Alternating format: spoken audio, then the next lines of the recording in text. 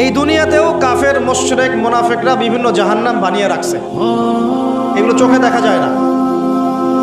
এই দুনিয়াতেই জাহান্নামের যে শাস্তিগুলা, তার কিছুটা স্বাদ তারা ভোগ করানোর চেষ্টা করে। এখানে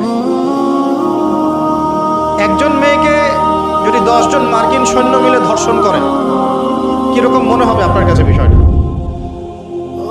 এবং সেই বোন যদি আমাদের কোনো মুসলিম বোন হয়, কি করতে চাচ্ছেন আপনারা?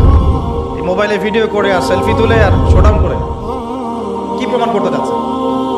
বাস্তবতা সম্পর্কে আপনাদের কোনো খবরই তো নাই, কোনো খবর নাই তোমাদের ইয়াং জেনারেশনের। আগামী দিনে বাইতুল মুকাদ্দাস এই দাড়ি পাকা মানুষগুলো জয় করবে না। এই দাড়ি পাকা মানুষগুলো হয়তো পৃথিবীতে সর্বোচ্চ 20-30 বছর থাকবে, সর্বোচ্চ, আল্লাহ ভালো জানেন। জেনারেশন এটাই বলে, জেনারেশনের কথা হচ্ছে এইটাই।